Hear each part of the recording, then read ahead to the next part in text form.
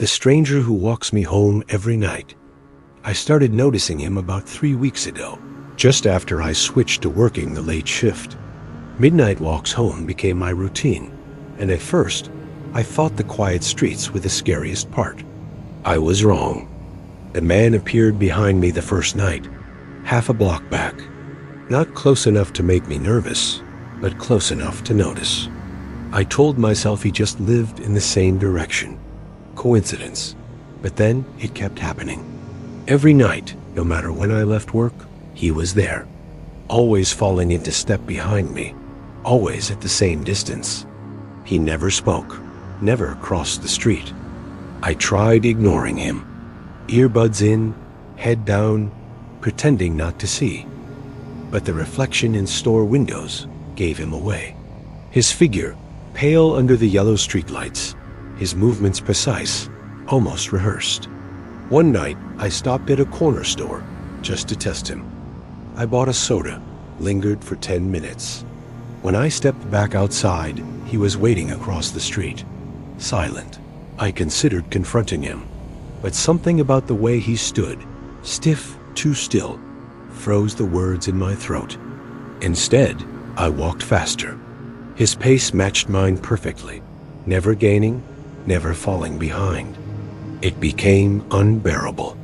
I told coworkers, but they shrugged it off. Probably some guy with the same commute. They didn't see the way his shadow stretched too far behind him, longer than the streetlights should allow. I tried leaving earlier, later, even sneaking out the back entrance. No matter what, he appeared. Always a half block behind, always with that same unshakable rhythm.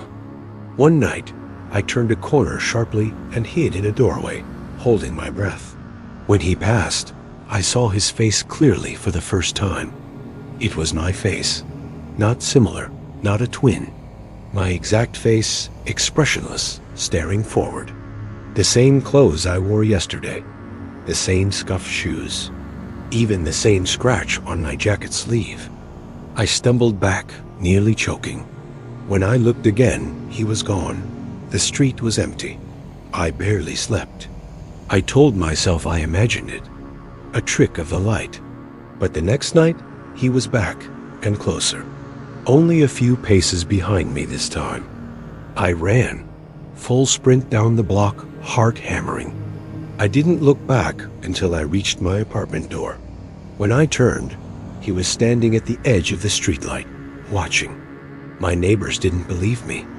The landlord brushed it off. But I started finding things in my apartment moved, out of place. My toothbrush swapped sides. My shoes turned toward the door. One night, I came home and found an empty soda can on the counter. The same brand I'd bought at the store the night I tested him. I never brought it inside. Another time, my reflection didn't move when I brushed my teeth. Just stared back at me, mouth closed, eyes unblinking, while I went through the motions. When I screamed, it finally caught up. I've tried filming him, but the recordings vanish from my phone. Photos too, like he won't allow evidence. But the fear is real, sharp in my chest with every step I take at night. Now, he doesn't just walk behind me.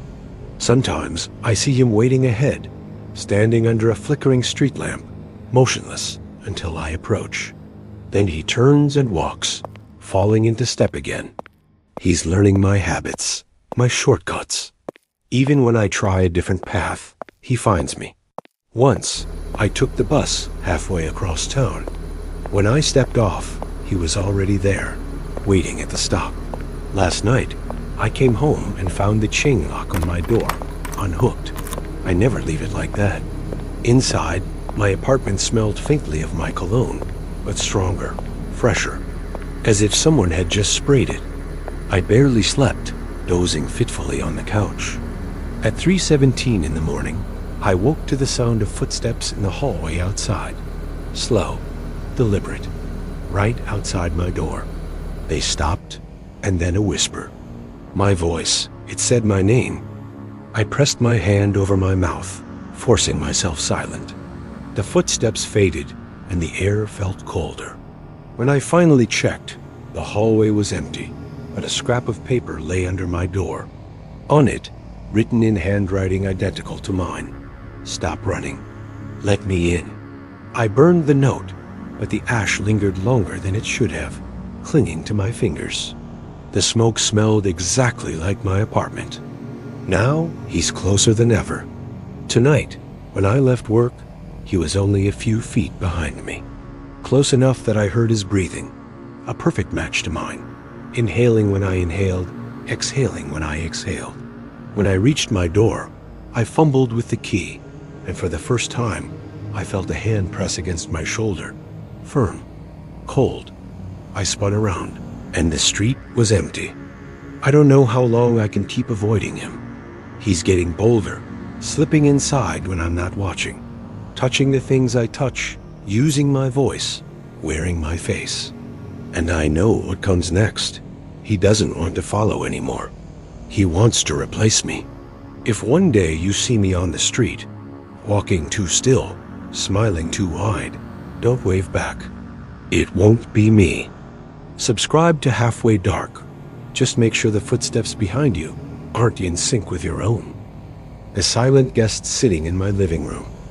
It was 2:13 in the morning when I first noticed him. I woke up thirsty, padding barefoot to the kitchen for a glass of water. The apartment was quiet, dark, safe, or so I thought.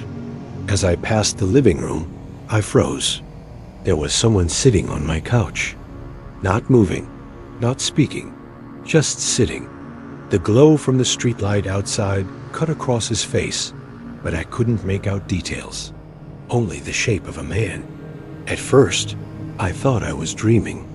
My mind told me, you left the door locked, the chain set. Nobody could be inside. But there he was, solid, unmoving, like he had always been there. I whispered, "Who are you?" My voice sounded wrong in the silence. The figure didn't answer, didn't even turn his head. He sat perfectly still, hands folded neatly in his lap, eyes fixed forward.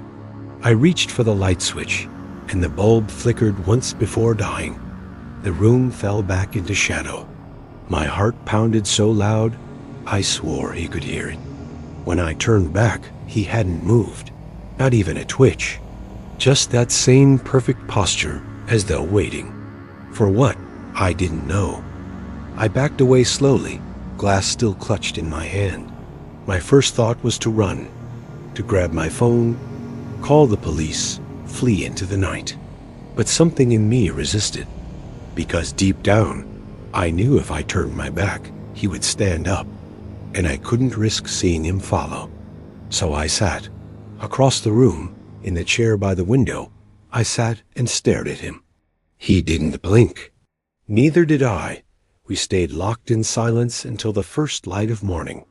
When the sun rose, the couch was empty, the cushions perfectly in place. No sign anyone had been there. I laughed shakily to myself, convincing myself it was a dream, a half-awake trick. But that night, he was back. Same time, same place, sitting silently on my couch, hands folded, gaze fixed forward. This time, I didn't speak. I didn't move. I just watched, my throat too dry to swallow. And again, when dawn came, he was gone. It kept happening. Every night, 2:13, without fail. I tried locking the door with new bolts. I nailed the windows shut. I even set up cameras, desperate for proof. But the footage glitched every night at 2:13. The files turned to static. When they returned, the couch was empty. I invited friends to stay over. They laughed, teased me about my phantom roommate. But when the clock struck 2:13, the laughter died, because they saw him too. None of them returned after that. They refused to talk about it. Their silence was worse than the figure itself, confirming I wasn't crazy. So I started leaving the apartment at night, sitting in my car, driving around aimlessly until morning. But still, I found him when I came home.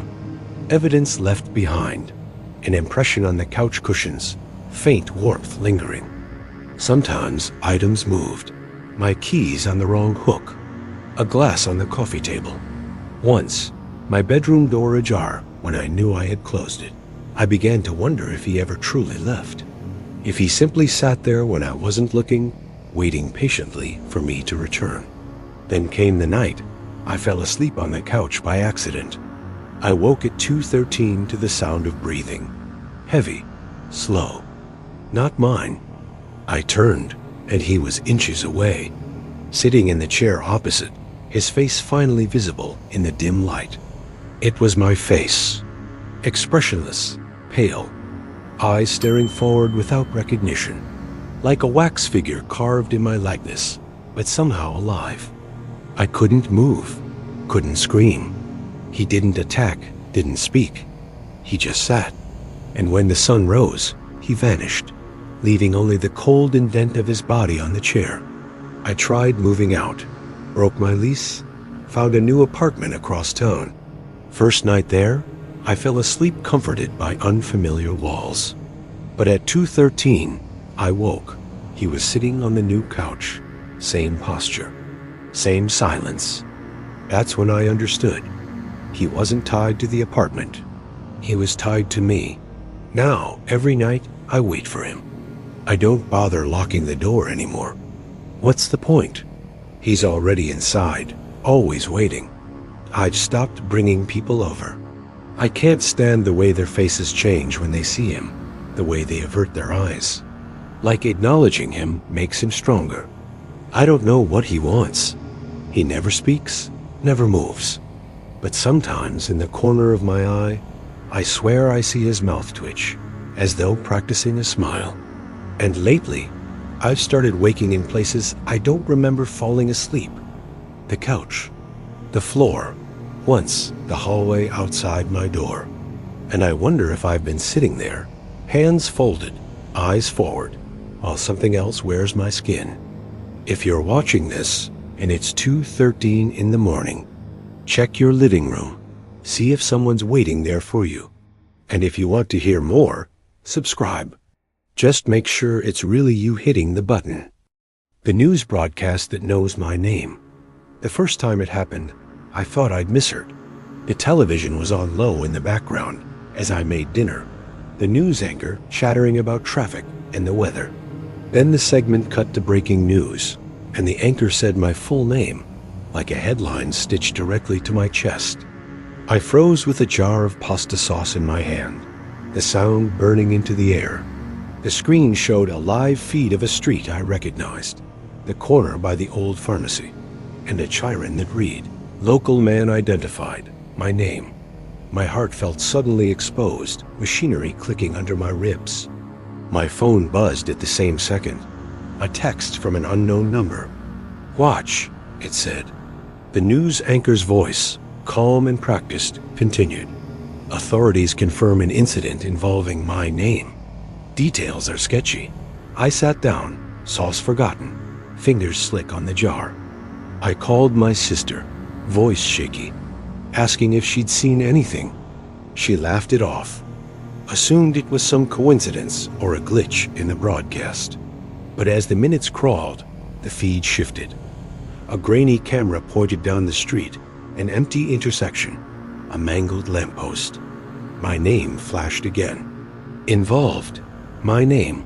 I couldn't stop staring. The anchor was smiling that professional smile, lips forming syllables about an ongoing situation, while images scrolled behind him. The feed was live. The street on my television was one I walked past every day on the way home. My palms went cold. That night, I didn't sleep. The television remained on in the living room, volume low but present, like a sentinel. At 2:02 in the morning, the station cut to another breaking segment. This time, the anchor read a name that wasn't mine. A neighbor, a woman I'd waved to downstairs. I felt a tightening in my chest, as if someone were stitching worry into me. Over the next week, the broadcasts kept matching streets and faces I recognized. Each announcement was a crisp, detached voice saying a name I knew, followed by footage that screamed inevitability. Crashes, fires, small tragedies that then unfolded in the city. The anchors never looked panicked. They read the future as calmly as the weather. I started keeping a log: time, channel, headline. The tapes, recordings, screenshots, quick-handed notes. Pattern after pattern emerged. The news said a name. The event happened within 24 hours. A house fire in the next borough. A delivery truck crash at the bridge. A sudden collapse of scaffolding on the avenue. Each preceded by the same composed bulletin board of faces and locations. My name surfaced, again 3 nights later. This time the anchor said it in a whispering tone, like a secret read aloud in church. Authorities now identify the missing party as my name. The live feed showed my apartment block framed from above, a grainy aerial shot that made me feel tiny and porous.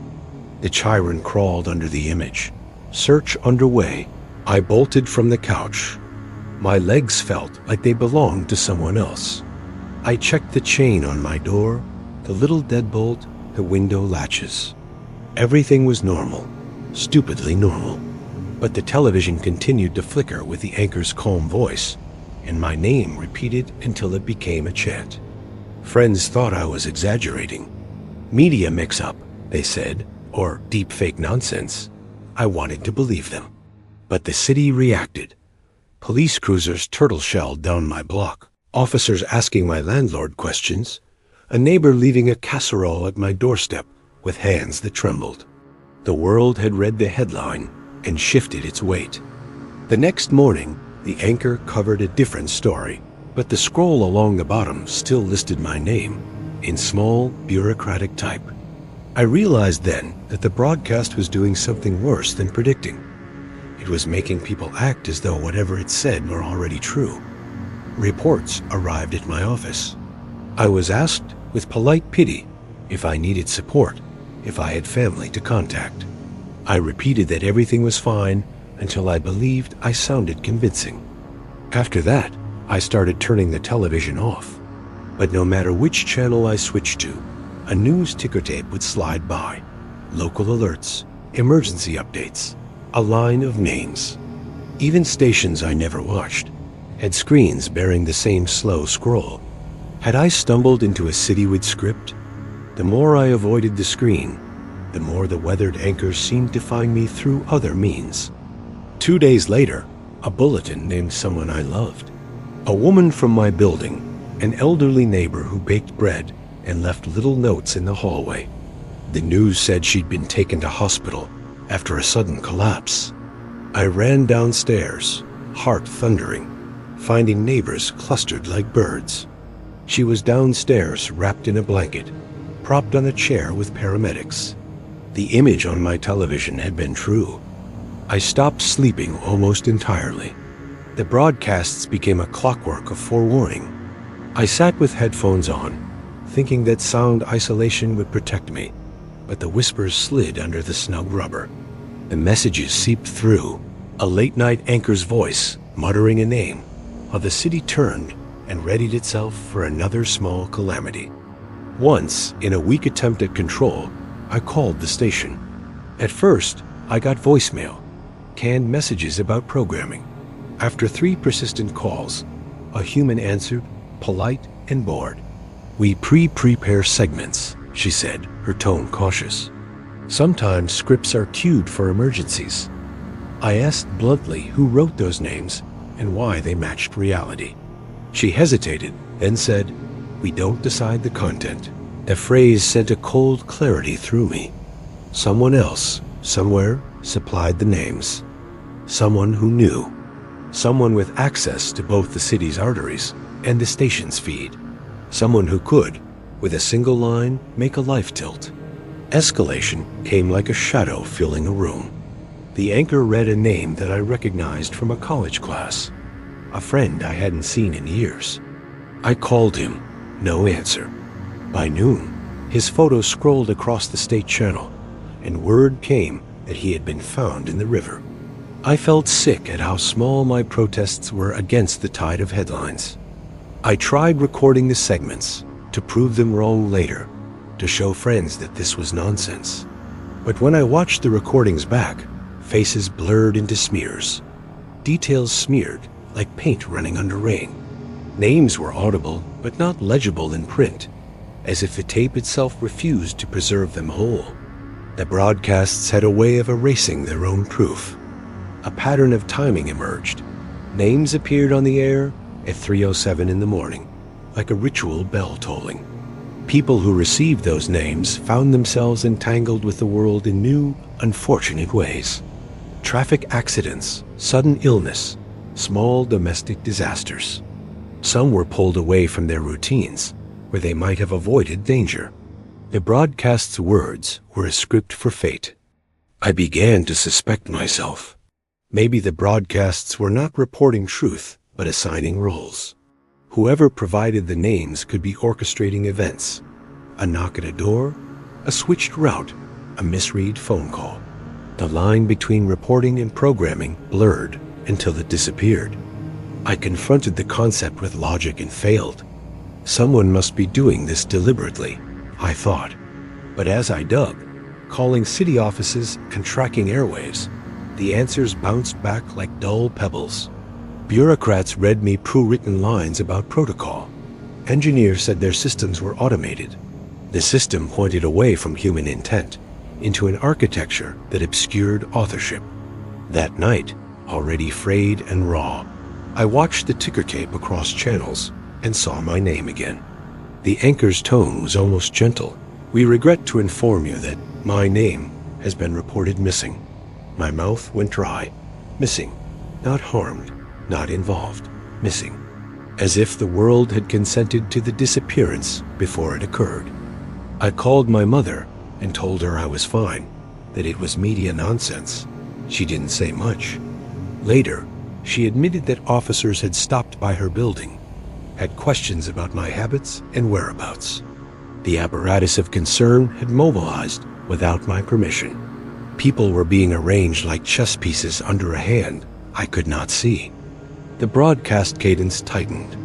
Names repeated, rerun, cross-checked in different languages and slower feeds. The stations covered their tracks, rebranding and disclaiming, but the names continued to land and then to become events. The city's response, ambulances, patrol cars, sympathy, followed the script as though reading a well-rehearsed play. Panic moved like mercury under my skin. I went to the station in person, demanding to speak to a producer. Security watched me with polite suspicion and eventual dismissal. "You're not the first to be upset," a woman said. "You should go home." When I left, my block felt lined with eyes.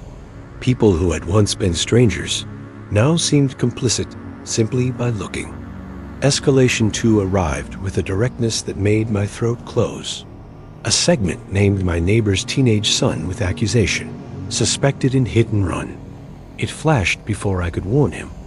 In minutes, police lights painted our building in blue. He was picked up, frightened and bewildered, unaware until the officers read him the chyron. The broadcast had assigned blame, and law enforcement acted. This was no longer passive forecasting. It was influence, an engine turning and reshaping lives. The anchor read names with the voice of authority, and the city obeyed. My idea that it could be random collapsed under the weight of sequence and consequence. I stopped answering the phone. I stopped opening the door. I tethered myself to my apartment like a ship to a pier, not out of hope, but because motion felt dangerous now. The world beyond my walls was organized by a voice that could make my life along with others assume certain trajectories I could not reroute. Then, one night, the news did something different. Instead of naming someone else, the anchor looked directly into the camera and said, slowly, deliberately, "We are going to help you remember." My stomach dropped. The chyron below announced, "Special coverage, Memory Retrieval Initiative." The segment promised aid and asked viewers to call a hotline for further instructions. A call came from an unknown number moments later. I answered on impulse. It was my voice, older, tired, and patient. "You need to watch," it said.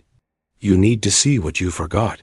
The line went dead, a click that felt like a small blade. The idea of erasure lingered. Why would the broadcast care about missing pieces of life? I began to dig into old archives, reels of reports, transcripts that read like palimpsests. There were hints, programs that had tested predictive feeds in small towns, pilots that blurred reporting with simulation, but nothing that explained the way names on my screen made the world obey. The final escalation came quietly and then all at once. The anchor read my name in a tone evened out by professional distance. We confirm my name is deceased. The words dropped like a guillotine. I felt the room tilt. My phone rang with a flood of messages. Condolences, offers of help, strangers asking whether I had any last wishes. A neighbor left flowers at my door. I watched my life being packed into polite phrases by others. I sat with the television as if entreating it to be wrong, but the live feed kept nodding. The anchor continued to read names, to fold reality into lines, to instruct the city how to behave. Outside, the hum of regulated life folded. A police car idled under the block, its officer looking expectant. The world had rehearsed my absence and was performing it. I wanted to scream, to run, to prove that I was still here, still breathing, but protest felt absurd against the machinery of fact the broadcast had assembled. I recorded myself on my phone, pressing play to see my living, breathing self. The recording played back, my voice matched to movement. But underneath, a secondary track hummed with the anchor's declaration, rewriting my presence. Then a knock came at my door. A polite officer, expression soft, asking standard questions. He spoke my name, and I answered. He looked relieved, polite, and then his face altered in an almost imperceptible way. Recognition, because he had already read it earlier and prepared how to react. He took my information down with the practiced finality of a clerk checking boxes. I realized with a cold clarity that the broadcast had already done the work of fate. People were simply following instructions. The power of a headline had become a new kind of ritual, a phrase on the screen translated into action in the street. And the screen had decided that my life should end. I am writing this because the broadcast said I was gone, and the city began to behave as though it were true. If someone else reads this and finds the anchor's voice in the background, switch the channel. Don't let it name you. Don't let it script what the world must do. If you're still here, subscribe to Halfway Dark. Watch with others. We can be a loud, messy counter-program to whatever those anchors are selling. Maybe noise will scramble the line between headline and life. Maybe watching together is the only thing that keeps the ticker from writing you out.